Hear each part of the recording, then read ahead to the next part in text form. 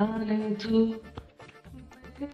मेरा ले जाऊंगा सांसें चुरा के है गुनहगार बन जा जाए इन गुनाहों से मैं गुमशुदा सी रात हूँ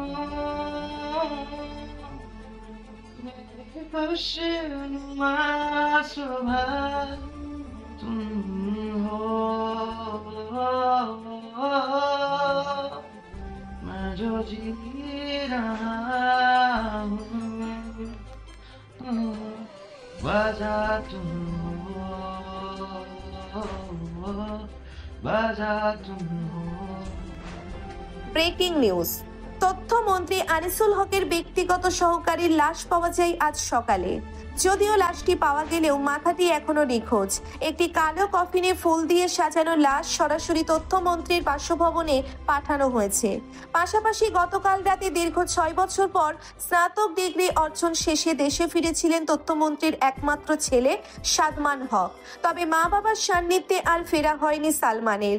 বিমানবন্দর থেকে সাদমানকে গতকাল রাতে অপহরণ করা হয়। ছেলের অপহরণের খবর শুনে হার্ট অ্যাটাকে আক্রান্ত হন আনিসুল হকের স্ত্রী। বর্তমানে তিনি আইসিইউতে চিকিৎসাধীন। ধারণা করা হচ্ছে এটি একটি রাজনৈতিক প্রতিহিংসা থেকে পরিকল্পিতভাবে করা হয়েছে। কেসটির তদন্তের দায়িত্ব দেওয়া হয়েছে সিআইডি অফিসার প্রেম আহসানের নেতৃত্বাধীন 4 সদস্যের একটি বিশেষ দলকে। আইন শৃঙ্খলা বাহিনী দ্রুতই অপরাধীদের শনাক্ত করার ব্যাপারে আশাবাদী।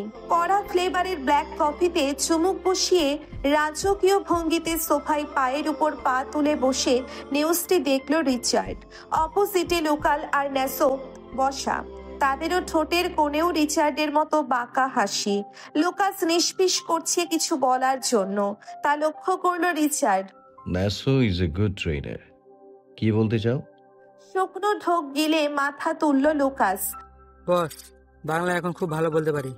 নিচের ঠোঁট উপরের ঠোঁটে ঠেলে উঁচিয়ে ভ্রু নাচাতে নাচাতে ন্যাসোর দিকে তাকিয়ে বলল Richard. Nasso is a good trainer. স্মিত হেসে মাথা নিচু করে ফেললো ন্যাসো।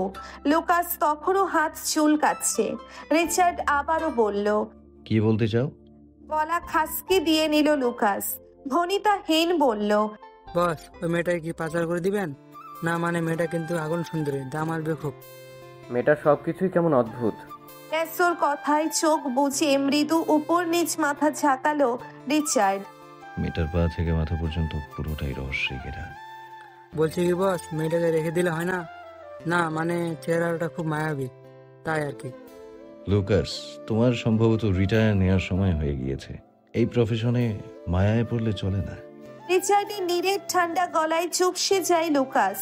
সঙ্গে সঙ্গে বলল, সরি বস। ফিমেল মেইডের অ্যারেঞ্জ করতে বলেছিলাম, করা হয়েছে? উপর নিচ মাথা নাড়াই ন্যাসো। জি বস। অ্যাক্সেসরিজ অল ডান বস। আজ থেকে ভেতরে মেইল গার্ডদের আসা নিষেধ। বাইরে সিকিউরিটি আরো বাড়িয়ে দেয়া হোক। বলে উঠে দাঁড়ায় রিচার্ড। কাল থেকে প্রতি পদে পদে অবাক হচ্ছে ন্যাসো লুকাস। তবে ভেতরের কথা বাইরে আনার দুঃসাহস তাদের নেই। নিশ্চুপ পিছু পিছু যেতে থাকলো রিচার্ডের।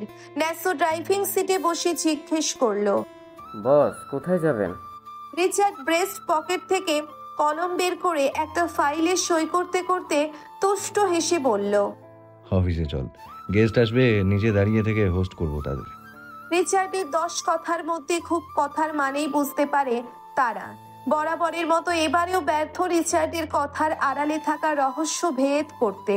ঠোঁট গোল করে গরম শ্বাস ফেলে ড্রাইভ করতে থাকে ন্যাসো। গাড়ি চলছে তার নিজ গতিতে।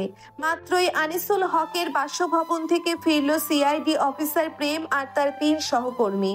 তাদের প্রতিটি কাজেই রয়েছে শতভাগ সাফল্য। এই 4 সদস্যের ট্রিমের লিডার হলো প্রেম আহসান। পুরো ট্রিম সে একাই লিড করে। 26 বছর বয়সে ইতিমধ্যে নিজের দুঃসাহসের জন্য 2বার অ্যাওয়ার্ড পেয়েছে। 5 ফিট 10 ইঞ্চির প্রেমের খোঁচা খোঁচা দাড়িযুক্ত তামুক চেহারায় সব সময়ই দেখা যায় হাসির ঝলকানি। গাড়ি চালাচ্ছে অফিসার মাহাব। প্রেম প্যাসেঞ্জার সিটে গা এলিয়ে চোখ বুজে নিজের মতো করে কেসটা সাজাচ্ছে মস্তিষ্কে। মাহাব ড্রাইভ করতে করতে বলল, স্যার, গোপন সূত্রে জানা গিয়েছে কাল যখন মন্ত্রীর ছেলে অপহরণ হয় ঠিক তার আগেই ফ্লাইটে সে ইটালিয়ান গ্যাংস্টার দেশে এসেছে তার 2 বডিগার্ড নিয়ে। চোখ খুলে সোজা হয়ে বসে প্রেম, কপালে ভাঁজ, দৃষ্টি গভীর, বলল, গ্যাংস্টার রিত কায়নাত। জি স্যার। রিচার্ড ওরফে রিত কায়নাত প্রতি বছরে একবার দেশে আসে, এই গ্যাংস্টার তাও 2 দিনের জন্য। তখন কারো না কারোর লাশ পাওয়া যায়। অধিকাংশ সময় দেখা গিয়েছে বড় বড় রাজনীতিবিদ আর সংস্থার লোকজন, কিন্তু পর্যাপ্ত প্রমাণের অভাবে আজও পর্যন্ত এই বিরুদ্ধে প্রশাসন কোনো স্টেপ নিতে পারেনি। উপরের কারোর হাত আছে? না স্যার, এই গ্যাংস্টার নিজের মতো চলে, কারো ধার ধারে না। বরংস বড় বড় লোকদের জন্য রিত কায়নাত এক নতুন আতঙ্ক। এখন ইতালিতে গড়ে তুলেছে নিজের কালো ব্যবসার সাম্রাজ্য। সরকারও এর বিরুদ্ধে কিছু বলতে পারে না, সকল কিছু নিজের হাতে নিয়ে নিয়েছে। বাংলাদেশেও শেয়ারের ব্যবসার আড়ালে রয়েছে বড় বড় ক্যাসিনো, বিদেশি অস্ত্র আর মদ সাপ্লাই করে ইতালি থেকে। নারী পাচার থেকে শুরু করে সকল ধরনের অন্যায়ের সাথে জড়িত, তবুও পুলিশ ফাইলে নাম নেই। খুবই মনোযোগ দিয়ে কথাগুলো শুনল প্রেম। হঠাৎ কিছু ভেবে ঠোঁট বাঁকা হাসি ফুটে উঠল।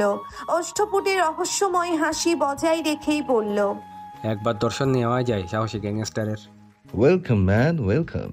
রিচার্ডের এহেন মধুমিশ্রিত টিটকারিময় স্বরে কপালে ভাঁজের দেখা মিলে ডিবানে বসে থাকা ন্যাসো আর লুকাসের। উৎসুক হয়ে সামনে তাকালো দুজন। দেখতে পেল অফিসার প্রেম ব্যগ্র পায়ে এগিয়ে আসছে, ঠোঁটের কোণে লেগে আছে বক্র হাসি। রিচার্ড হেড অফিসের চিফ অফ হেড ডেস্কটপে বসে কিছু ফাইল চেক করছিল। উমুহু অধীর অপেক্ষায় ছিল কারোর জন্য। 12 তলায় অবস্থিত চেম্বারের ভেতর কাচের গ্লাস গলিয়ে সোনালি দুটি আলোক রশ্মি ছড়াচ্ছে। পুরো কক্ষ জুড়ে ছড়িয়ে ছিটিয়ে রয়েছে আধুনিকতার নিখুঁত ছোঁয়া। ডেস্কের উপর নানান ধরনের ফাইল এলোমেলো করে ছড়িয়ে রাখা। অর্ধ খাওয়া আপেল খচিত ল্যাপটপে তখনও বাগানবাড়ির প্রতিটি কোণার সিসিটিভি ফুটেজ লাইভে ছিল। বাগানবাড়ির মতো অফিসের দেওয়ালেও ড্রাগনের বিশাল আকৃতির একটা পেইন্টিং রয়েছে। দূর থেকে মনে হচ্ছে রিচার্ড সুবিশাল আকৃতির ড্রাগনের সিংহাসনে বসে আছে। কোনো কথা ছাড়া অফিসার প্রেম এসে পায়ের উপর পা তুলে বসলো ডেস্কটপের সামনের চেয়ারে। রিচার্ড প্রেমের অ্যাটিটিউড দেখে নিচের ঠোঁট ঠেলে উপরের ঠোঁট উঁচিয়ে ভ্রু নাচাতে নাচাতে বলল, টি অর কফি? প্রেম চোখ ঘুরিয়ে ফিরিয়ে পুরো কক্ষ স্ক্যান করছিল। এদিক ওদিক তাকাতে তাকাতে চোখ গিয়ে ঠেকলো ন্যাসো আর লুকাসের উপর। একজন পূর্ণিমা আর একজন অমাবস্যা দেখে ঠোঁট বাঁকিয়ে হেসে বলল, ইন্টারেস্টিং। হেমে রিচার্ডের দিকে তাকিয়ে হেসে বলল, ক্যাসিনোর মালিক চা কফির অফার করছে, so rude of you man. ঠোঁট এলিয়ে হাসলো Richard. Whisky or vodka? I think you would not be enjoyable without girls. Do you prefer being in a dark room or with lighting? থমকে গেল প্রেম। ঠোঁটের কোণের বক্র হাসি গায়েব হয়ে কপালে চিন্তার ভাঁজের ছাপ ফুটে উঠল। তা দেখে আবারও বাঁকা হাসলো রিচার্ড, তবে বরাবরের মতোই তা ছিল অদৃশ্য। ন্যাসোর দিকে তাকাতেই ন্যাসো ব্যগ্র হয়ে এসে রিচার্ডের ডেস্কটপের সামনে দাঁড়ায়, মাথা কিছুটা ঝুঁকিয়ে। Speak English. প্রচন্ড জোরে ডেস্কে ধাবা মেরে উঠে দাঁড়িয়ে গেল প্রেম। ক্রোধে গলার নীল রগগুলো ফুলে ফেপে উঠেছে, তবে সেই তেজ স্থায়ী হলো না বেশিক্ষণ। ন্যাসো আর লুকাস ঝড়ের বেগে ছুটে গিয়ে প্রেমের মাথা ডেস্কের সাথে চেপে ধরে। ঘটনাটা এতই দ্রুত হলো যে নিজেকে প্রতিরক্ষার জন্য কিছুই করতে পারেনি প্রেম। ছোটার জন্য মোচড়ামুচড়ি করতে থাকে প্রেম। প্রেমের দুহাত ওদের দুজনের দখলে, হাত মুচকিয়ে পিঠে চেপে রেখেছে। যতই ছোটার চেষ্টা করে প্রেম, ততই তারা হাতের উপর চাপ বাড়ায়। রিচার্ড চেয়ারে গা এলিয়ে শক্ত চিবুকে তাকিয়ে আছে। গুরু গম্ভীর অগ্নিস্ফুলিঙ্গ মস্তিষ্ক আবারও ফিরে যায় নিজ বৈশিষ্ট্যে। চিবিয়ে চিবিয়ে বলল, আমার দিকে হাত বাড়ানো তো দূর, আগে এদেরকে অতিক্রম করে নিয়ে। অতঃপর ন্যাসো আর লুকাসের দিকে তাকিয়ে চলদ গম্ভীর গলায় বলল, লিভ হিম। ন্যাসো রিচার্ডের কথায় মাথা নাড়িয়ে প্রেমের দিকে চোখ গরম করে তাকিয়ে গমগমে পায়ে কক্ষ থেকে বেরিয়ে যায়। লুকাস প্রেমকে ছেড়ে দিয়ে গিয়ে দাঁড়ালো রিচার্ডের পাশে বুক বেঁধে। লম্বাটে সুস্বাস্থ্যের অধিকারী পালোয়ানের ন্যায় লুকাসকে পিনপতন নীরবতায় আচ্ছন্ন কক্ষে যমদূতের মতো লাগছে। রুক্ষ তামক চেহারার অগ্নিশিখার জ্বলন্ত লাভার অগ্নি বিচ্ছুরিত হতে থাকা দু চোখ দিয়ে যেন ভস্ম করে দিবে প্রেমকে। প্রেম শরীর ঝাড়া দিয়ে রাগে ফুঁসতে থাকে। শক্ত চোখে তাকালো রিচার্ডের চোখে। একজোড়া কালো আখিদ্বয় আর নীল আখিদ্বয়ের মধ্যে নীরব যুদ্ধ হলো কিছুক্ষণ। মন্ত্রীর ছেলেকে কোথায় লুকিয়ে রেখেছিস? পাতালে, পারলে খুঁজে নে। রিচার্ডের কাট জবাব। তীর তীর করে রাগ বাড়তে থাকে প্রেমের। তবে এখন রাগ দেখানোর সময় না। বুদ্ধিমানরা কখনো রাগ দেখিয়ে হাতের কাছে থাকা সুযোগ ক্রোধে দূরে ঠেলে দেওয়ার মতো বোকামি করে না। হঠাৎ করে অদ্ভুতভাবে হাসলো প্রেম। রিচার্ডের দিকে তাকিয়ে গোল গোল ভাসা ভাসা চোখগুলোকে কিঞ্চিত ছোট করে বলে, তার মানে স্বীকার করছিস তুই অপহরণ করেছিস মন্ত্রীর ছেলেকে? হ্যাঁ, আমি কিডন্যাপ করেছি, আর সেই মাদার ফাকার পিয়েকে আমি মেরেছি। রিচার্ডের চিবিয়ে চিবিয়ে বলা কথাগুলোর বিপরীতে রহস্যময় হাসি দিল প্রেম। কণ্ঠ খাদে নামায়, কথার মধ্যে রস আনে, যেন দুজন বন্ধুর মধ্যে নর্মাল কনভারসেশন। তারপর মাথা কি করেছিস? চোখগুলো গড়িয়ে কুড়িয়ে আমি দিয়েছি মাছের খাবার হিসেবে, আর জিভ ঠোঁট কেটে সিদ্ধ করে পোষা বিড়ালকে খাইয়েছি। প্রেমের মুখভঙ্গি খুবই স্বাভাবিক। এই নৃশংস ভয়ঙ্কর বর্ণনাগুলো তাকে একটুও বিচলিত করছে না, বরঞ্চ আগ্রহ বাড়ে ছটফটানি। অধিক আগ্রহে চেয়ে থাকে রিচার্ডের পানে পরবর্তী প্রশ্নের উত্তরের আশায়। আর মাথার খুলে সেটা কি করেছিস?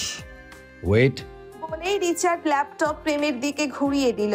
ল্যাপটপের স্ক্রিনে তাকাতেই পাথরের মতো পুরুষালী শক্ত হৃদয়ে নাড়া দিয়ে উঠল। ভেতরে ভেতরে শুকনো ঢোক গিলল প্রেম, তবে তা বাইরে প্রকাশ করলো না। স্ক্রিন থেকে চোখ সরিয়ে নিল দ্রুত। বেশিক্ষণ চেয়ে থাকতে পারল না সেই বিধ্বস্তি দৃশ্যে। মাথার খুলি থেকে তখনও মগজ ছুঁয়ে ছুঁয়ে পড়ছিল। কুকুরের পায়ের সাথে লেপটে যাচ্ছিল মগজের সেই তরল ধাতু। বিধ্বস্তভাবে কাটা ছেঁড়া করা হয়েছে মুখের অংশ, চোখ উপরে তুলে ফেলা হয়েছে, নাক মাঝখান থেকে দুভাগ করে কাটা হয়েছে খুব ধারালো ছুরি দিয়ে। ঠোঁটের অংশে যেন কেউ কোদাল দিয়ে কেটে নিয়েছে মাংস। খুলির ভেতর থেকে বেরিয়ে আসা তরল মগজগুলো খাঁচার ভেতর বন্দি হিংস্র কুকুরগুলো খেলার সাথে সাথে লম্বাটে জিভ দিয়ে চেটে চেটে খাচ্ছিল। প্রেম মুখভঙ্গির ছাপ পরিবর্তন করে শক্ত চোখে তাকালো রিচার্ডের দিকে। রিচার্ডের ঠোঁটের প্রতিটি বাঁকা হাসি কাটার মতো বিঁধছে তার শরীরে। রুষ্ট গলায় বলল, কি প্রমাণ আছে যে এটা সুলতান কায়েসের খুলি? প্রমাণ তো তোর হাতে। আবারও অতর্কিত আক্রমণে ভড়কে গেল প্রেম। রিচার্ডের বাক্য শেষ হবার সঙ্গে সঙ্গে লুকাস প্রেমের উপর ঝাঁপিয়ে পড়ল। প্রেম রিচার্ডের সূক্ষ্ম বুদ্ধির কারিশমা দেখে অবাক হলো বটে। লুকাস প্রেমের শার্টের পকেটে থাকা বল পেন নিয়ে নিচে ফেলে দানবীয় পা দিয়ে পিষে দিল। পরপর তৎক্ষণাৎ প্রেমের মাথায় গান পয়েন্ট করলো। তপ্তশ্বাস ফেলল প্রেম। এক টুকরো প্রত্যাশার আশা গিয়ে দাঁড়ালো শূন্যের কোঠায়। রিচার্ড এক দৃষ্টিতে তাকিয়ে থাকে প্রেমের থমথমে মুখের দিকে। মুখভঙ্গির কোনো ভাবান্তর নেই, চাহনি খুবই শান্ত। অকস্মাৎ সংযম হারিয়ে হিংস্র প্রাণীর মতো গর্জে উঠল প্রেম। কতদিন এভাবে নিজেকে বাঁচিয়ে রাখবি? তোর শেষ খেলা এবার আমার হাতেই হবে। ডেস্কটপে থাকা এলোমেলো ফাইলগুলো কিছুটা নড়ে চড়ে উঠে রিচার্ডের অট্টহাসি থেকে নির্গত হওয়া উত্তপ্ত নিঃশ্বাসে বরফ গলিত ঠান্ডা পানির ন্যায় মেজাজ তেরিক্ষি মেজাজে পরিণত হয়। হাসি থামলে কর্কশ গলায় দাঁতে দাঁত চেপে ধরে বলল, পরবর্তীতে আমার সাথে খেলতে আসার আগে খেলার গুটি কিভাবে চালতে হয় তা শিখে আসিস, নাদান শিশু। রিচার্ডের অট্টহাসির ধ্বনিগুলো প্রচন্ড জোরে জোরে করাঘাত করতে থাকে প্রেমের কানে। মস্তিষ্ক, নিউরন, শ্রবণ ইন্দ্রিয় ছাঁচড়া করে দিচ্ছে রিচার্ডের বিদঘুটে হাসির শব্দ। রক্ত গরম চোখে রিচার্ডের দিকে তাকিয়ে রাগে ফুঁসতে ফুঁসতে বেরিয়ে গেল প্রেম। প্রেম বেরিয়ে যেতেই হাসি থেমে যায় রিচার্ডের। চোয়াল শক্ত করে হাত মুষ্টিবদ্ধ করে নেয়। 8 বছর আগে স্থাপন হওয়া বাগান বাড়িতে এই প্রথম কোনো মহিলা মেড প্রবেশ করলো। এবং দ্বিতীয়বারের মতো কোনো নারী পা রাখে রিচার্ডের সেই ঘন ঘুটঘুটে জঙ্গলে অবস্থিত অদ্ভুত বাগান বাড়িতে। 4 জন মেড রাখা হয়, সকলের পরনে কালো পোশাক আর মাথায় বিমানবালাদের মতো টুপি। ভয়ে তথস্থ সকলে, ভিতরে পা রাখতেই গা শিউরে ওঠে। ভয় কাতরে চোখে সবকিছু পর্যবেক্ষণ করতে থাকলো। প্রতিটা ফার্নিচার থেকে শুরু দেওয়ালের রং পর্যন্ত কালো। সকলের চোখে মুখে বিস্ময়তা। ভেতরের ডিজাইন দেখে কপালের সূক্ষ্ম ভাঁজ। অতিরিক্ত টাকার বিনিময়ে তারা এখানে কাজে আসতে রাজি হয়েছে। 7 দিনে তারা যে টাকা পাবে তা অবশ্য 7 মাসেও পেত না। শুধুমাত্র টাকা নয়, তারা বাধ্য হয়েছে এখানে আসার জন্য। গাড়ি যখন লোকালয় ছাড়িয়ে ঘন জঙ্গলের ভিতর ঢুকে, তখন থেকেই অজানা আতঙ্ক চেপে ধরে সকলের ভিতর। কিন্তু গার্ডের হাতে থাকা বড় বড় অস্ত্র দেখে কেউ আর মুখ খোলার সাহস পায়নি। ঘন জঙ্গল গলিয়ে যখন বাগান বাড়ির প্রধান ফটকে এসে গাড়ি থামে, তখন একটু স্বস্তির নিঃশ্বাস ফেললেও যতই ভিতরে যাচ্ছে ততই তাদের ভয় বাড়তে থাকে। ন্যাশো চোখ গরম করে তাকালে যায় কাজে লেগে যায়। এলিজাবেথের তখনও জ্ঞান ফেরেনি, শরীর একদম বিছানার সাথে মিশে রয়েছে। রিচার্ড তখন ধাক্কা দিয়ে সরিয়ে দেওয়ার পর যেখানে ছিল এখনো সেখানেই। 2 জন মেয়ের কক্ষের দরজার সামনে এসে দাঁড়ায়। মেঝেতে একজন নারী ও পুরুষের কাপড় এলোমেলো ভাবে ছড়িয়ে ছিটিয়ে আছে। বিছানা অগোছালো, ঠোঁট গোল করে গরম নিঃশ্বাস ছাড়ে 2 জন। বুঝতে বাকি থাকে না এখানে গত রাতে কারোর ওপর পাশবিক নির্যাতন হয়েছে। কোনো অভাগী হয়তো হারিয়েছে নিজের সব থেকে বড় মূল্যবান সম্পদ। বিভৎস দৃশ্য দেখার পূর্ব প্রস্তুতি নিয়ে এগিয়ে গেল তারা। এলিজাবেথের মুখের উপর থেকে কম্ফোর্টার সরাতেই 2 জনের চোখ গোল গোল হয়ে গেল। অবাক দৃষ্টিতে নিমেষহীন চেয়ে থাকলো এলিজাবেথের নিস্তেজ মুখশ্রীতে। বিস্মিত চোখে একে অপরের দিকে তাকায়। একজন মেড অবাক চোখে চেয়ে থাকে, হাত রাখলো বালিশের নিচে চট বেঁধে থাকা এলিজাবেথের লাল চুলে। পরপরই হাত দিয়ে গাল স্পর্শ করলো।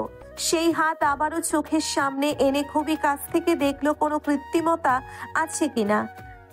রেশমা নামের মেয়েটি এলিজাবেথ নীল হয়ে যাওয়া অবয়ব দেখে এলিজাবেথের জন্য খুবই মায়া লাগলো।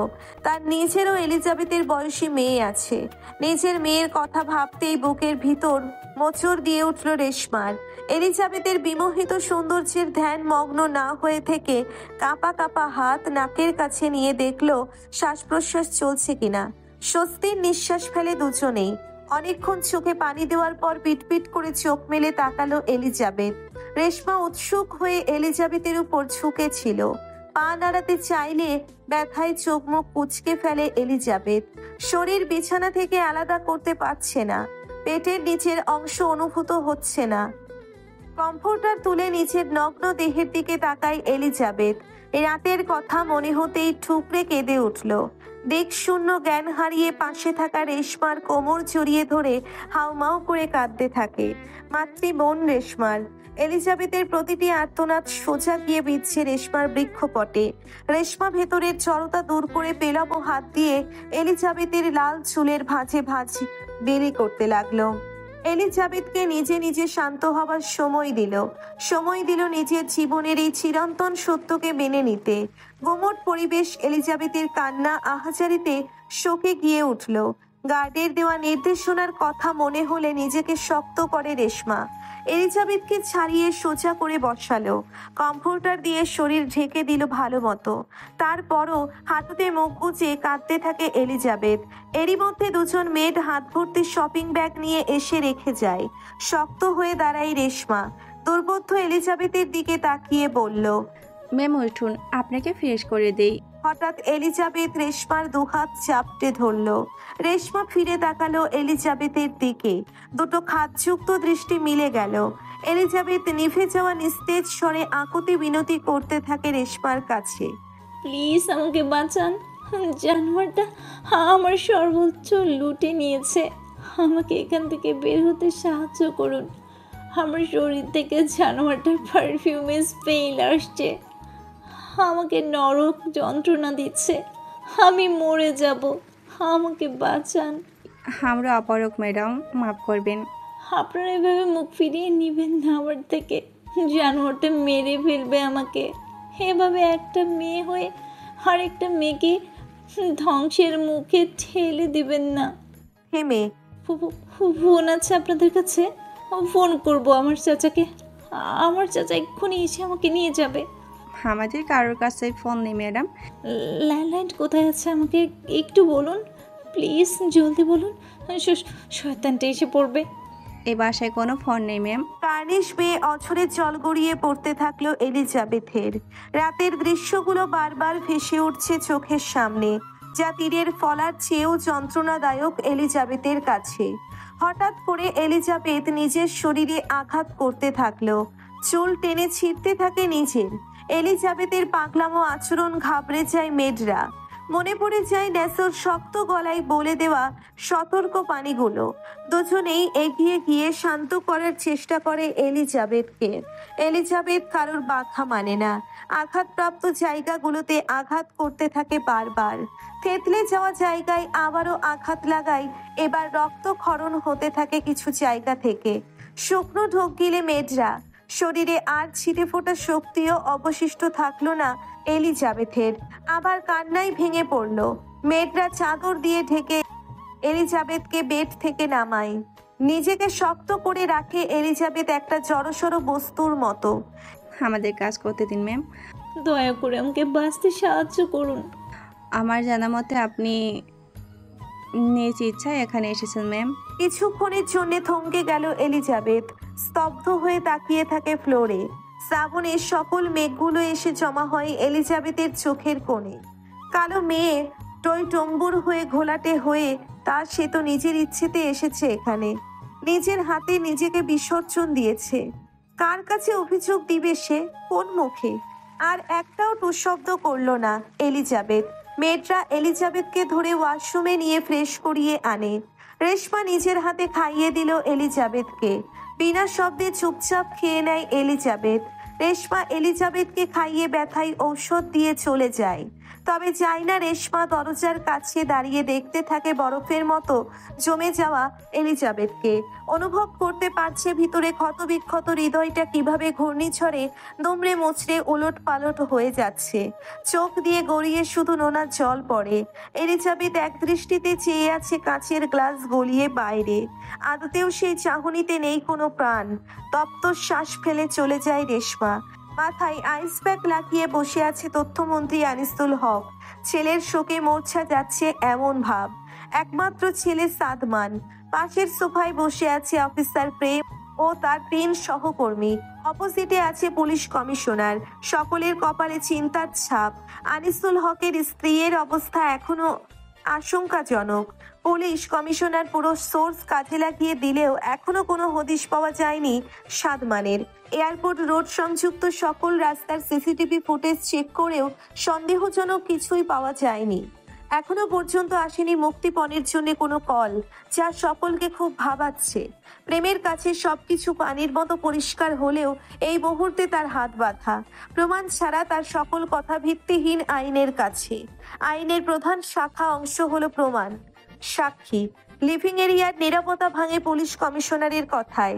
অনেকক্ষণ পর শুষ্ক ঢোক গিলে কাইকুই করে ধরা সেই আওয়াজে বললেন, 48 ঘন্টা হয়ে গিয়েছে, এখনো মুক্তিপণের জন্য কোনো কল আসেনি। আমার মনে হয় আপনার ছেলে ইচ্ছে করে লুকিয়ে আছে স্যার। কমিশনারের অদ্ভুত প্রশ্নবাণে মাথা থেকে আইস প্যাক ছুঁড়ে ফেলে কর্কশ গলায় চেঁচিয়ে উঠল আনিসুল হক। কি যাতা বলছেন? আমার ছেলে লুকিয়ে থাকবে কেন? কিসের কমতি ওর? আমার এই অটল সম্পত্তির একমাত্র উত্তরাধিকারী সাদমান। ভুলে যাবেন না কার সামনে দাঁড়িয়ে কথা বলছেন। হেসে নিজেকে কিছুটা সংযত করলো আনিসুল হক। কণ্ঠ খাদে নামালো। এবার একজন অসহায় পিতা ভাঙা কণ্ঠে আওড়ালো, আপনারা দয়া করে আমার ছেলেকে খুঁজে দিন। যত টাকা লাগে আমি দেব। আমার ছেলের কিছু হলে আমরা কেউ বাঁচবো না। এমনিতেই মেজাজ খুবই চটে ছিল প্রেমের সকালের ওই ঘটনার জন্য। এখন কমিশনারের এমন বোকা বোকা কথা শুনে আরো বিরক্ত হচ্ছে প্রেম। প্রেম উঠে দাঁড়ালো চলে যাওয়ার অভিপ্রায়ে। তখনই হঠাৎ ল্যান্ডলাইনে কল আসে। সকলে অ্যালার্ট হয়ে যায় তৎক্ষণাৎ। প্রেম আনিসুল হককে ইশারা করলো কল ধরার জন্য। সকলের সামনে স্পিকারে দিয়ে কল রিসিভ করলো আনিসুল হক। গলা কাঁপছে তার। হ্যালো, ছেলে চাই? চমকে যায় সকলে এহেন আজব কণ্ঠস্বরে।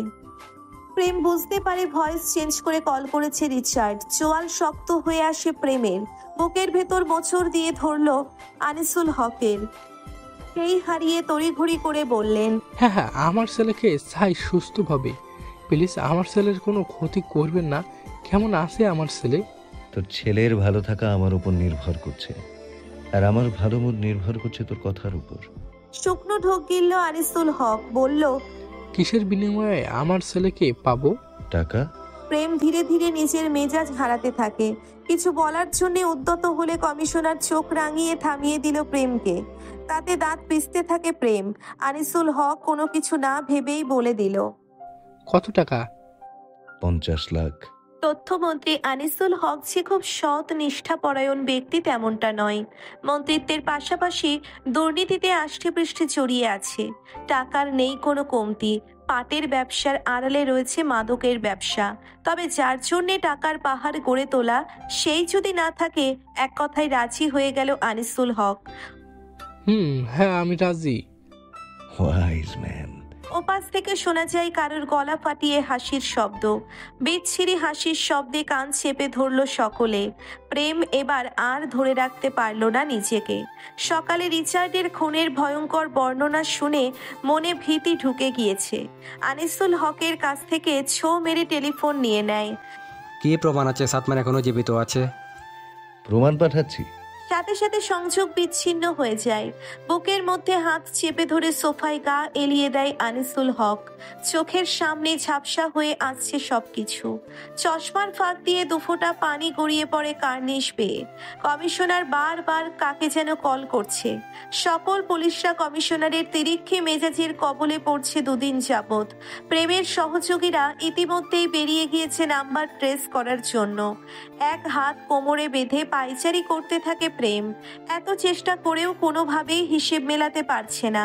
সকাল থেকে রিচার্ডের ব্যাপারে স্টাডি করে যা জানতে পেরেছে, রিচার্ড বাংলাদেশি, উচ্চ মধ্যবিত্ত পরিবারের ছেলে ছিল। রিচার্ডের পরিবার সম্পর্কে কোনো তথ্যই জোগাড় করতে পারেনি প্রেম। তবে হঠাৎ করে একটা মধ্যবিত্ত পরিবারের ছেলে ইতালির গ্যাংস্টার হয়ে যাওয়ার পিছনের কাহিনী সকলের কাছে অজানা এখনো পর্যন্ত।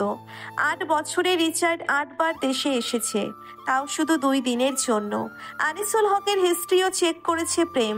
আনিসুল হকের সাথে কোনো পূর্ব শত্রুতা নেই রিচার্ডের। সবকিছু কেমন ধোঁয়াশা লাগছে প্রেমের কাছে। সাতমানের অপহরণের পিছনে মূল উদ্দেশ্য কি? রিচার্ড যে শুধুমাত্র টাকার জন্য তথ্যমন্ত্রীর ছেলেকে টার্গেট করেছে, তা মানতে নারাজ প্রেম। রিচার্ডের নিজেরই অঢেল সম্পত্তি। মুক্তিপণের টাকা রিচার্ডের কালো ব্যবসার একদিনের ইনকাম। ভাবনার মাঝেই হঠাৎ গাড়ির হর্ন শোনা যায়। সকলে তির্যক বেগে সদর দরজার দিকে তাকালো। দেখা যায় বড় একটা ট্রাক। বাইরে থেকে সিকিউরিটি গার্ড দৌড়ে ভিতরে আসে। স্যার, কিডন্যাপার কিছু পাঠিয়েছে।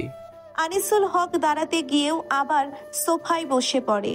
ভয়ে তার ভিতর শুকিয়ে গিয়েছে। কমিশনার গিয়ে আনিসুল হককে ধরে ধরে নিয়ে যায়। প্রেম সবার আগে ছুটে গেল। এরই মধ্যে ট্রাক ড্রাইভার গায়েব হয়ে গিয়েছে। পুরো ট্রাক খুঁজে কিছুই পাওয়া যায় না। পাওয়া যায় না গাড়ির কোনো কাগজপত্র। গাড়ির নেম প্লেটটিও নকল। ক্রোধে ট্র্যাকে ঘুষি বসালো প্রেম। দুহাতে চুল টেনে ধরে চেঁচাতে থাকলো। হঠাৎ খেয়ালে আসে ট্র্যাকের পিছন সাইড চেক করা হয়নি।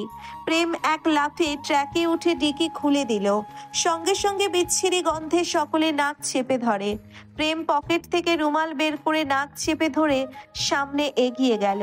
প্রেমের সুগভীর টান টান চোখ বাইরে থেকে দেখতে থাকলো ড্রামটিকে। বিশাল আকৃতির একটা ড্রাম, যেটা থেকে ট্রেনের ময়লা আবর্জনার পচা গন্ধ আসছে। কপালের ভাঁজগুলো গুটিয়ে প্রেম ড্রামের ঢাকনা খুলল। কালো পচা নর্দমার মাঝে দেখা যায় একটি অর্ধগলিত কাটা আঙ্গুল।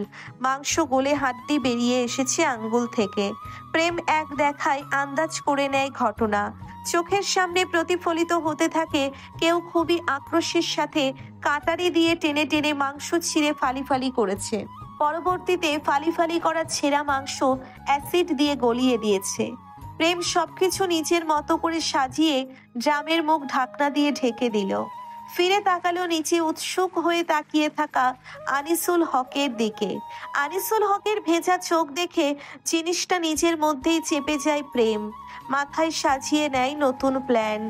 এক লাফে ট্র্যাক থেকে নেমে সরাসরি আনিসুল হকের সম্মুখে গিয়ে দাঁড়ালো। চিন্তা করবেন না, ট্রাকে কিছু ছিল না। আপনি স্বাভাবিক হন। শুধুমাত্র ভয় দেখানোর জন্য এমনটা করা হয়েছে। আমার মনে হয় কিডন্যাপার আবারও কল দিবে। বলার মধ্যেই আবারও কল আসে ল্যান্ডলাইনে। সকলে ভিতরে ছুটে যায়। এবার কল রিসিভ করে প্রেমা। ছোট থেকে এটা তার গড গিফটেড ট্যালেন্ট ছিল, যে কারোর ভয়েস নকল করতে পারে প্রেমা। ওয়ান্ট মোর? কোথায় টাকা নিয়ে যেতে হবে? That's my boy.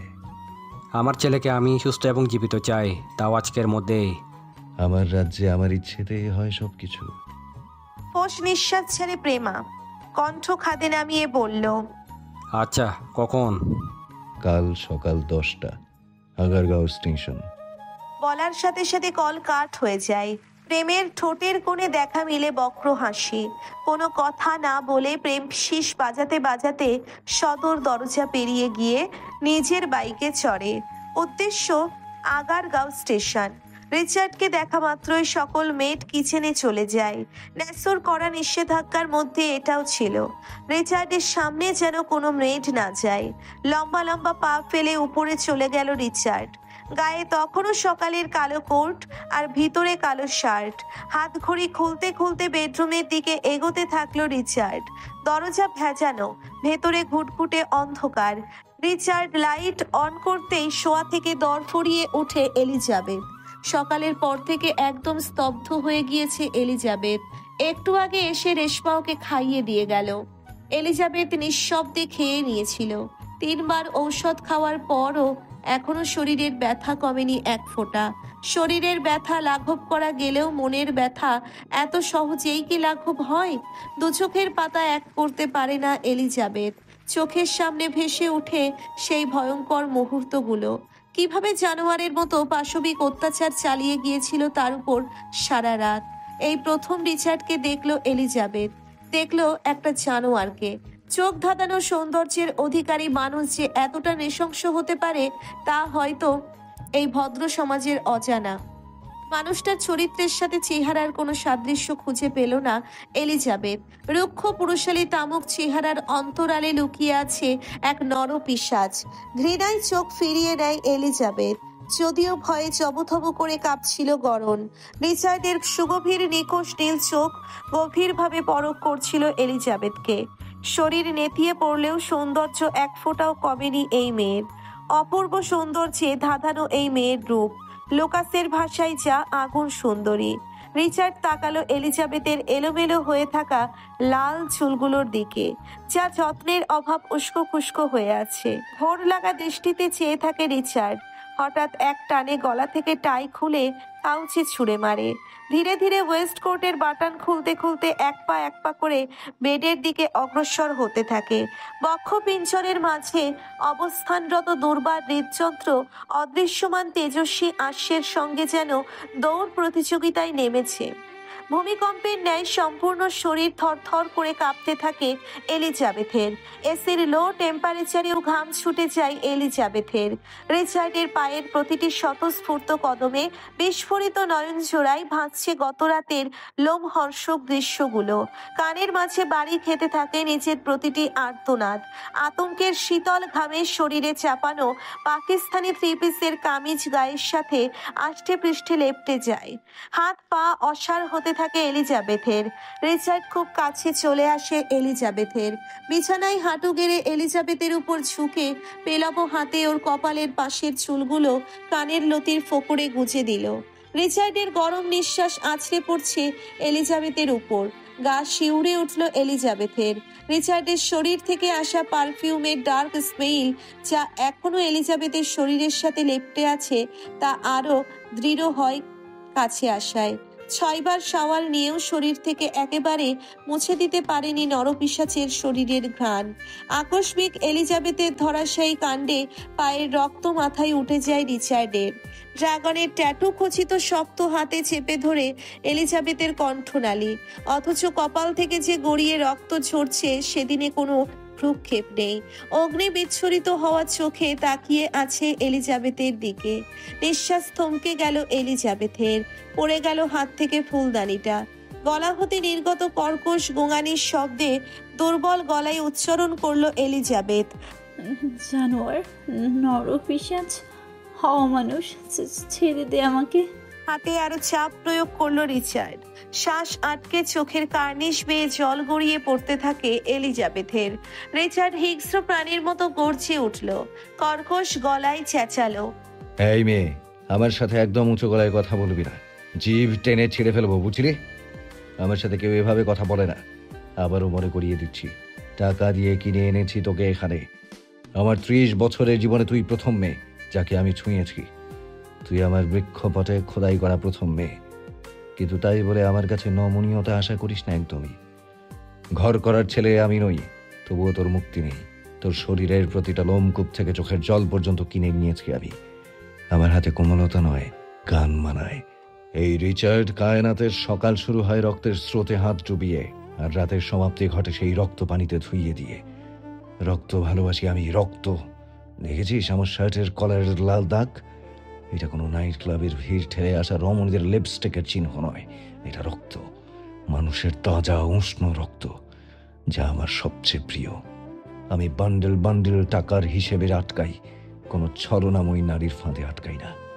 Do you understand? খুনি? এলিজাবেথের গলা ছেড়ে দিল রিচার্ড। গলায় ধরে খুব খুব করে কাঁচতে থাকলো এলিজাবেথ। রিচার্ডের কপালের মধ্যভাগে বিভক্ত হয় ভাঁজে ভাঁজে। ছোট ছোট চোখ করে তাকায় এলিজাবেথের দিকে। ঘাড় বাঁকিয়ে শুকনো গলায় বলল, do you speak Russian, red? আমি তোর থেকে মুক্তি চাই জানোয়ার। আমি অনেক দূরে চলে যাব, আমার মম ড্যাডের কাছে চলে যাব আমি, অনেক দূরে। এই অভিশপ্ত স্বার্থপর মানুষদের মধ্যে থাকতে চাই না আমি। হাঁটুতে মাথা গুজে আহাজারি করতে থাকে এলিজাবেথ। এলিজাবেথের মুখ থেকে তৈতুকারি শুনে রিচার্ডের থমকে যাওয়া মস্তিষ্কটা ফিরে গেল তার চিরাচরিত পৈশাচিক আত্মায়। হ্যাচকা টানে বেডে ছুঁড়ে ফেললো এলিজাবেথকে। ঠোঁটের কোণে ফুটে উঠেছে পৈশাচিক হাসি। কোনো কথা ছাড়াই ঝাঁপিয়ে পড়ল এলিজাবেথের উপর। মুহূর্তেই নিজের মাঝে নিয়ে নিল এলিজাবেথকে। ফলাতে থাকে নিজের শক্তি। মাঝে শুধু উচ্চারণ করলো ঘুট ঘুট কিছু শব্দ। I desperately want you, Red. টাকার বৃষ্টি হচ্ছে, শুনেছেন কখনো? দৌড় নীলে ঘেরা আকাশ চিরে বৃষ্টির মতো অঝরে টাকা ঝরবে, আর সেগুলো মানুষ দুহাত ভরে কুড়াবে, যেন বর্ষার মৌসুমে আম কুড়াচ্ছে বালতি নিয়ে। ব্যাপারটা কিছুটা ঠাকুমার ঝুলির মতো না? হ্যাঁ, সেই অবাস্তব ঘটনায় বাস্তব রূপে ধরা দিয়েছে করাইল বস্তির মানুষদের কাছে। এপ্রিলের ভ্যাপসা গরমে শুকিয়ে কাঠ হয়ে যাওয়া হৃদয় ছেয়ে যায় শীতলতায়। অভাবের কারণে দুবেলা পেট ভরে খেতে না পারা মানুষগুলোর হাতে এখন নতুন নতুন 1000 টাকার নোটে হাত ভর্তি হয়ে আছে। করাইল বস্তি ঢাকার সবচেয়ে বড় বস্তি হিসেবে পরিচিত। এই বস্তিতে অন্তত 1,00,000 লোকের বসবাস, যাদের অনেকেই নদী ভাঙনের শিকার হয়ে এখানে আশ্রয় নিয়েছেন। শিরশিরে অনুভূতিতে ভিজে গেল সকলের চোখ। ঠোঁটের কোণে স্পষ্ট প্রশান্তিময় হাসি। সকলের ঠোঁট গহ্বরে ফাঁক গলে ছুটে চলল প্রাপ্তির হাসি, যেই হাসি মিশে গেল আকাশে বাতাসে। সকলে দুহাত তুলে দোয়া করছে সেই অজ্ঞাত মানবের জন্য, যে ফেরেশতার মতো এসে দুর্দিনে তাদের পাশে দাঁড়িয়েছে। আজ করাইল বস্তিতে ঈদের চাঁদ নয়, যেন স্বয়ং চাঁদই নেমে এসেছিল। সকালে বেলা 10:30টার দিকে হঠাৎ একটি হেলিকপ্টার বস্তির আকাশে বারবার চক্কর দিতে থাকে। নিচু দিয়ে উড়ার কারণে বস্তিবাসীর মনে সন্দেহ আর আতঙ্ক জাগে।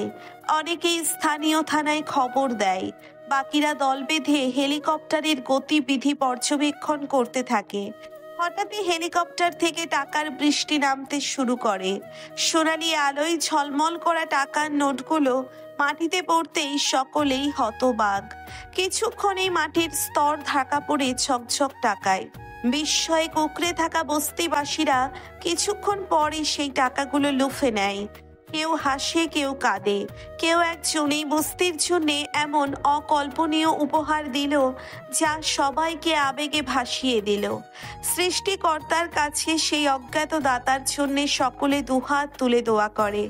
করাইল বস্তির এই বিস্ময়কর ঘটনা মুহূর্তেই ছড়িয়ে পড়ে সারা দেশে, আর সেই নামনা জানা মানুষটা হয়ে ওঠে সকলের চোখে এক নায়ক। প্রতিটি অনলাইন প্ল্যাটফর্ম, নিউজে, পেপারে শুধু এখন এই নিউজটাই চলছে। বন্দুক থেকে বের হওয়া বুলেটের থেকেও তীর্যক বেগে ছড়িয়ে যাচ্ছে নিউজটি। কয়েক সেকেন্ডের কিছু ক্লিপও ভাইরাল হয়েছে, কিন্তু তা থেকেও তেমন সন্দেহভাজন কিছুই পাওয়া যায়নি। উপর থেকে স্মোকিং গ্যাস মারার কারণে হেলিকপ্টার শনাক্ত করা যায়নি। শুধু দেখা গিয়েছে কিভাবে উপর থেকে টাকা পড়ছিল ভুবনে। ডেস্কের উপরে থাকা পেপার ব্যাগটি টিভিতে ছুঁড়ে মারে প্রেম। মুহূর্তেই খণ্ড খণ্ড ডিসপ্লের টুকরোগুলো মেঝেতে ছড়িয়ে ছিটিয়ে পড়ে। সকল অফিসাররা ভয়ে তথস্থ হয়ে যায়। শুকনো ঢোক গেলে মাহাব সকলকে ইশারা দেয় কেবিন থেকে বেরিয়ে যাওয়ার জন্য। প্রেম রাগে ফুঁসতে থাকে, নিজের চুল দুহাতে টেনে ধরে চেঁচাতে থাকে উন্মাদের মতো।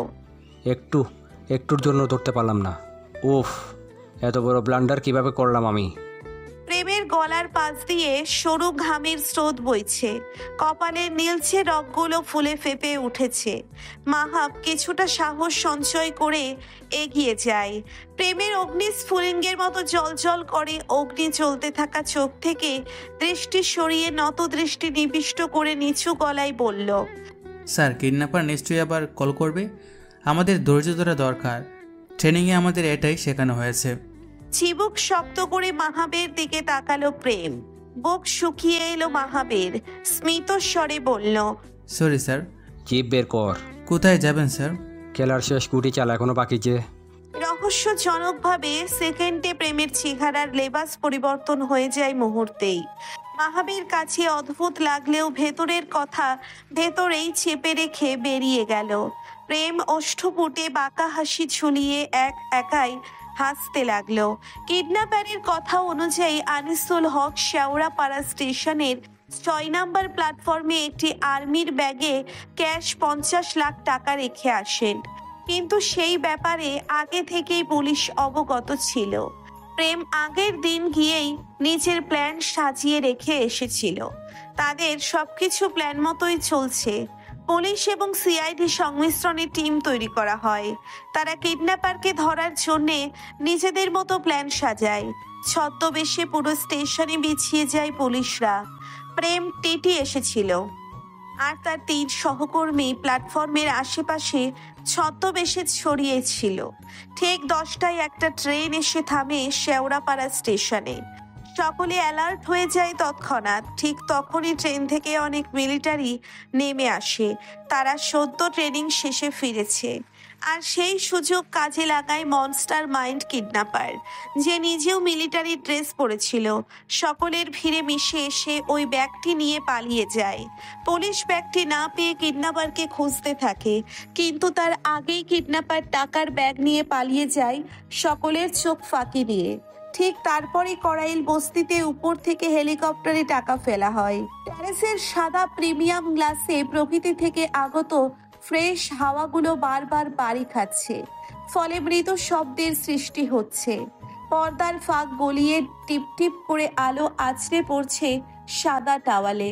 পর্দার ফাঁক গলিয়ে টিপ টিপ করে আলো আছড়ে পড়ছে সাদা টাওয়ালে। ফলস্বরূপ আলোকরশ্মির প্রতিফল তৈরি হচ্ছে। তীর্যক রশ্মি চোখে পড়তেই পিটপিট করে চোখ মেলে লাস্যময়ী রমণী এলিজাবেথ। নড়তে চাইলে অনুভব করে কারো শক্ত বাঁধনে আটকা পড়ে আছে সে। কেউ আষ্টে পৃষ্ঠে জড়িয়ে রেখেছে নিজের সাথে তাকে। শরীরের জামাগুলো অযত্নে ফ্লোরে ছড়িয়ে ছিটিয়ে পড়ে আছে।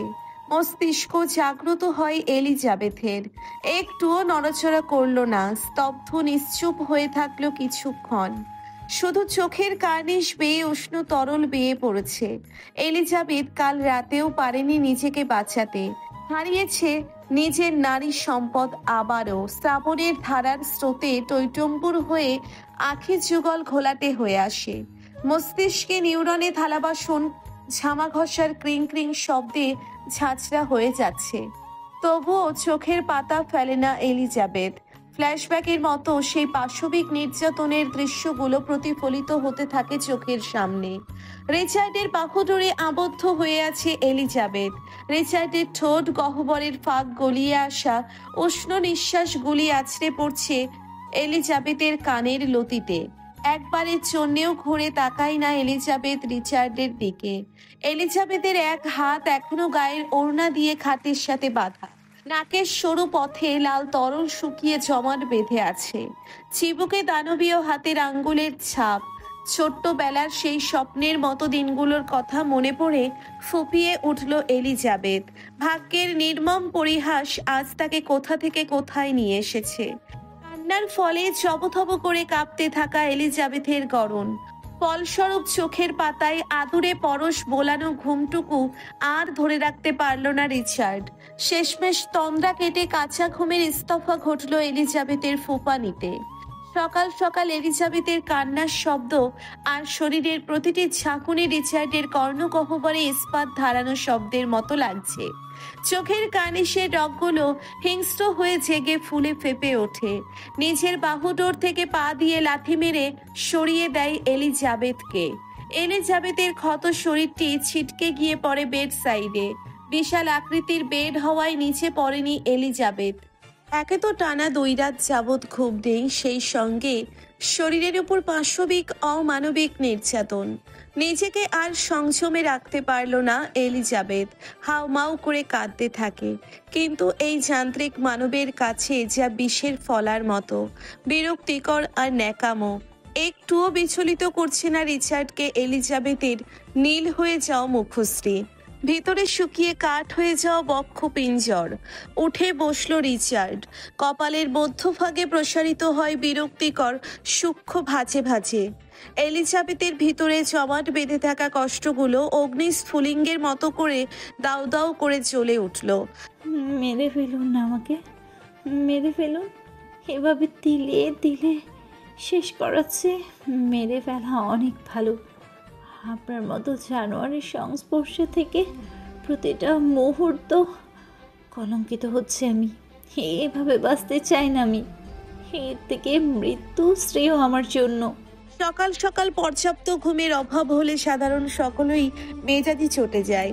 কিন্তু সেখানে যদি হয় কোনো হার্টলেস হিংস্র নরখাদক দানবীয় মানব, তাহলে তো প্রসঙ্গ সেখানে সমঝোতার বাহিরে।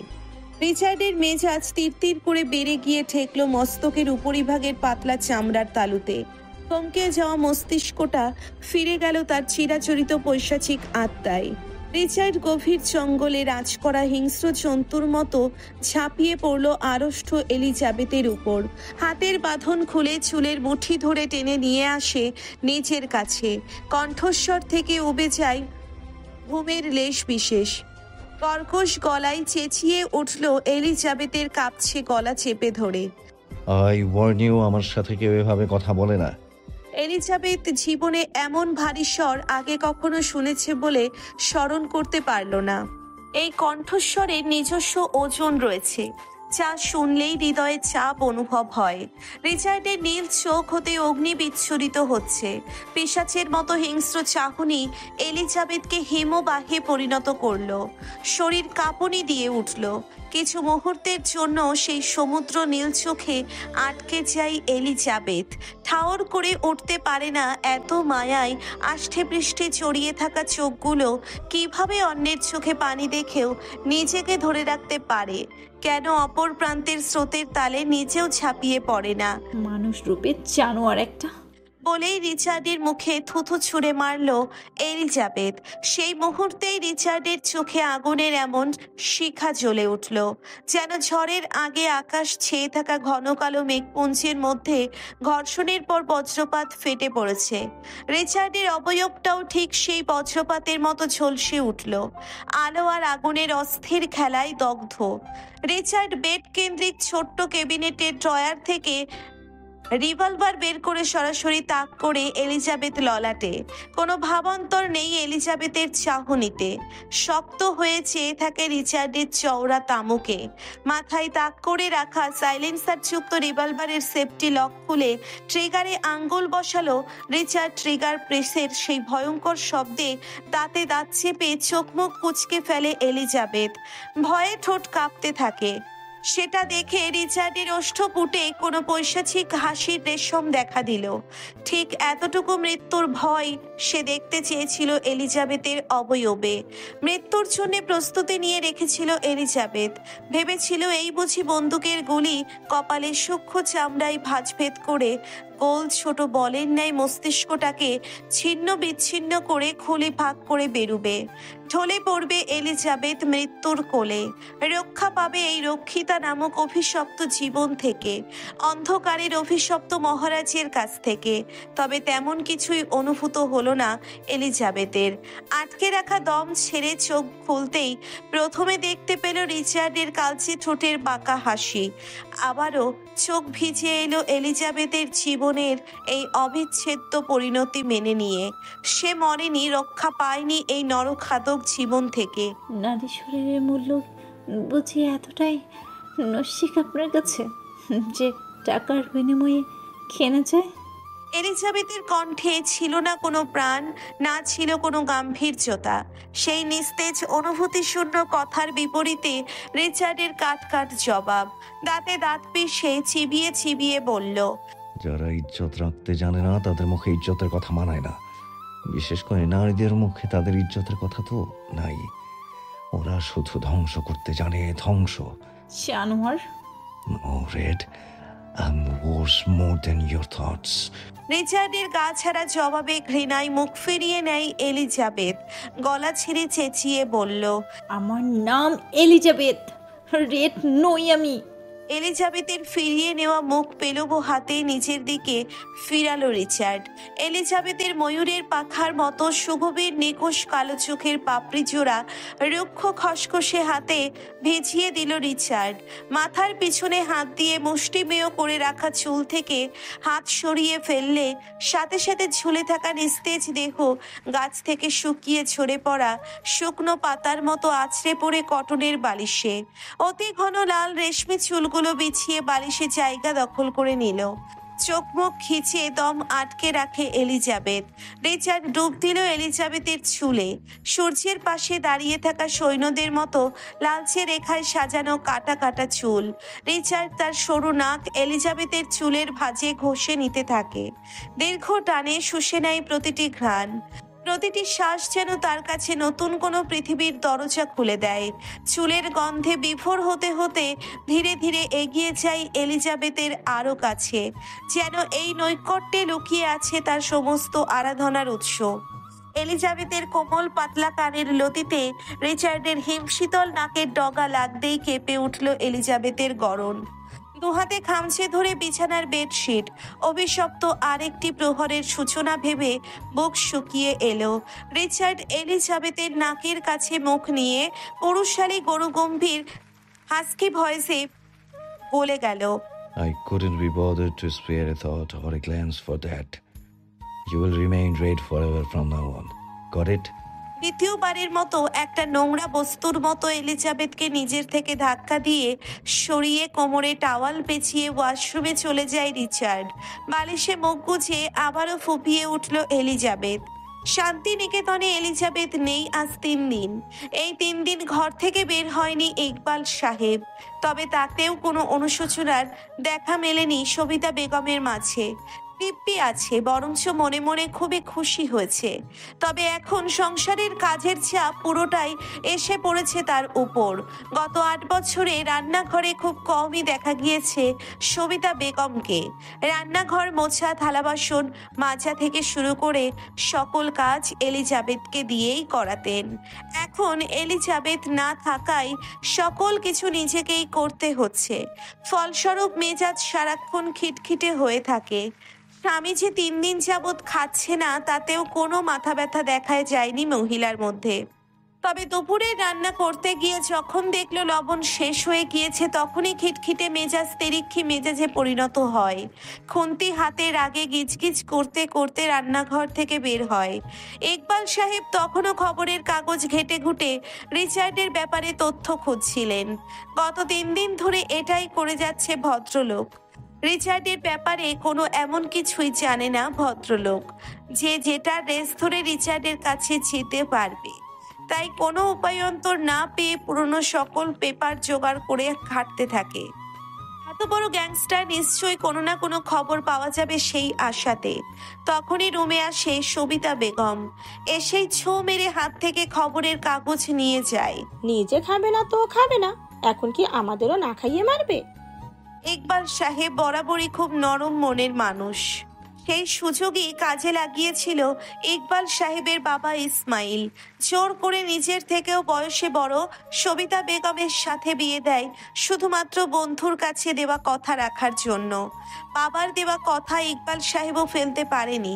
তাই তো 25 বছর ধরে সবিতা বেগমের মতো একজন ছোট মস্তিষ্কের মানুষের সাথে সংসার করছে। স্ত্রীর দিকে চোখ গরম করে তাকালেন ইকবাল সাহেব। কাগজটা দাও সবিতা। দেয় না সবিতা বেগম, উল্টে আরো জোরে চেঁচালো। পরের মেয়ের চিন্তার শোকে মরে যাচ্ছ। নিজের ছেলে যে কালকে থেকে বাড়ি ফিরছে না, সেটা কি একবারও খোঁজ নিয়ে দেখেছো? টান দিয়ে পেপারটি নিয়ে নেয় ইকবাল সাহেব। তার ছিল্লের হাসি দিয়ে বলল, কোথায় আর থাকবে তোমার গুণধর ছেলে? গিয়ে দেখো, মদ খেয়ে রাস্তায় ঘুমিয়ে আছে। তুমি বাবা না অন্য কিছু? ছেলের জন্য একটুও চিন্তা হয় না তোমার? সারা জীবন শরীরে জমিয়ে রাখা নম্রতার চাদর লড়ে ছুঁড়ে ফেলে শক্ত গলায় চেঁচিয়ে উঠল ইকবাল সাহেব। তুমিও তো একটা মা হয়ে আর একটা মায়ের মেয়েকে কিভাবে পারলে ধ্বংসের মুখে ঠেলে দিতে? বুক কাঁপলো না তোমার একবারের জন্য? মাতৃমন বাধা দেয়নি তোমাকে? একবার ভেবে দেখেছ আমার ফুলের মতো বাচ্চাটার উপর এখন কি পাশবিক নির্যাতন হচ্ছে? একটা মেয়ে হয়ে বুঝতে পারছো না সেই কষ্টটা? আর যদি আমাদের ইবরাতের সাথে এমন হতো, তখন কি পারতে এত স্বাভাবিক থাকতে? কত আশা করে এলিশা আমার হাতে তুলে দিয়ে গিয়েছিল পবিত্র ফুলটাকে। আমি পারিনি আমার কথা রাখতে। ঘৃণা হচ্ছে আমার নিজের উপর। আমি চোখ বন্ধ করতে পারছি না। আমি চোখ বন্ধ করলেই এলিজাবেথের সেই করুণ চাহনি ভেসে ওঠে চোখের সামনে। ঘৃণা করি আমি তোমাদের, ঘৃণা। চোখের জল মুছতে মুছতে ঘর থেকে বেরিয়ে গেল ইকবাল সাহেব।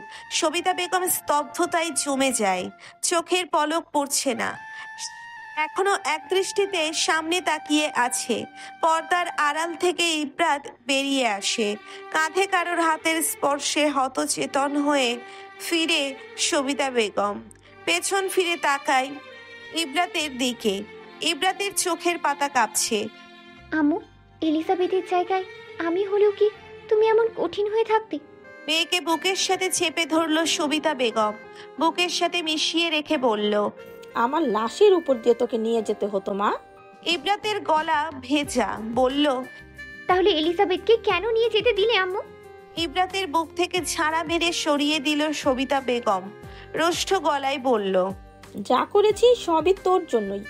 এভাবে বাপের মতো রূপ ধরিস না ইব্রাত। তখন তুইও এলিজাবেথকে বোন হিসাবে স্বীকার যাসনি। তখন ইজ্জতের ভয় চেপে বসেছিল আম্মু, কিন্তু প্রতিটা নারীর কাছেই তো তাদের চরিত্র খুবই মূল্যবান। আমার এখন খুব কষ্ট হচ্ছে আম্মু। এলিজাবেথকে ওর রূপের জন্য হিংসে করলেও ওর এত বড় ক্ষতি হোক কখনো চাইনি।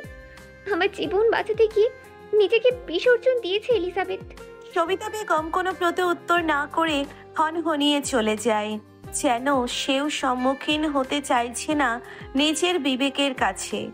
ইব্রাত মায়ের চলে যাওয়া দেখে ঠোঁট গোল করে ফোঁস করে নিঃশ্বাস ছাড়ল। ভিতরে ভিতরে দুমড়ে মুচড়ে যাচ্ছে আত্মগ্লানিতে। সব থেকে বড় আদালত হলো মানুষের বিবেক, যেখানে কোনো বিরোধী পক্ষের আইনজীবীর প্রয়োজন হয় না অন্যায়গুলোকে টেনে টুনে সামনে আনার জন্য। বিবেকের কাঠগড়াই যথেষ্ট। দুপুর গড়িয়ে বিকেল হলো। তথ্যমন্ত্রী আবাসভূমি এখন একটি জড় বস্তুতে পরিণত হয়েছে। এত বড় অট্টালিকা, গার্ড, মেড, আত্মীয় স্বজনে গিজগিজ করছে। সবকিছু থাকার পরও যেন প্রাণ নেই কোথাও। লিভিং রুমে ডিভানে গা এলিয়ে শূন্যে তাকিয়ে আছে আনিসুল হক। একটু আগে হসপিটাল থেকে এসেছেন। ওনার স্ত্রীকে বর্তমানে লাইফ সাপোর্টে রাখা হয়েছে। ধীরে ধীরে কালো আধারে তলিয়ে যাচ্ছে তার হাসি খুশি পরিবার। অক্সিজেনের বৃষ্টির মতো মুষলধারে বৃষ্টি এসে ভাসিয়ে দিয়ে গিয়েছে তার সাজানো বাগান। গ্রামীণ সমাজে সবার মুখে মুখে একটা প্রচলিত প্রবাদ আছে, কারোর পৌষ মাস তো কারোর সর্বনাশ। ঠিক তেমনি এখন আনিসুল হকের সর্বনাশ চলছে। আর পৌষ মাসের মিষ্টি রোদে গা ভেজাচ্ছে বস্তিবাসীরা। সকালের ওই ঘটনার পুনরাবৃত্তি ঘটে কিছু মুহূর্ত আগে, তবে এবার ভিন্ন স্থানে নিউ মার্কেটের পাশের বস্তিতে আবারও টাকার বৃষ্টিপাত হয়, যা তুমুলভাবে সাড়া তুলে দিয়েছে পুরো দেশে। তবে এখনো এর সূত্রপাত পাওয়া যায়নি। তথ্যমন্ত্রী আনিসুল হকের ছেলের নিখোঁজের খবর ধামাচাপা পড়ে যায় এই ঘটনায়। এখন প্রতিটি নিউজের হেডলাইনে থাকছে গরিবের হিরো। কমিশনার চুপচাপ পাশের সোফায় বসে আছে। এত চেষ্টা করেও এখনো চুল সমপরিমাণ কোনো তথ্য পাওয়া যায়নি। পুরো পুলিশ ফোর্স লাগিয়ে দেওয়া হয়েছে। সকলের রাতের ঘুম, নাওয়া খাওয়া হারাম হয়ে গিয়েছে। প্রতিটি জায়গায় আবারও নতুন করে শুরু থেকে চিরুনি তল্লাশি দেওয়া হচ্ছে। মনস্টার স্টিকারে মডিফাই করা দামি বাইকটি এসে জোরে ব্রেক কষল সদর দরজার সামনে। মাথা থেকে হেলমেট খুলে উস্কো খুস্কো চুলগুলোকে হাত দিয়ে আঁচড়ে ঠিক করে নিল প্রেম। কালো সিল্কি চুলগুলো দক্ষিণের দমকা হাওয়ায় উড়ু উড়ু করছে। বাইকের চাবি তর্জনীতে ঘোরাতে ঘোরাতে ব্যগ্র পায়ে ভিতরে হেঁটে যায় প্রেম। লিভিং এরিয়ায় পা রাখার আগে 2 সেকেন্ড দাঁড়িয়ে ফুরফুরে মেজাজ গম্ভীরতায় ঢেকে আবারও সামনে পা বাড়ায়।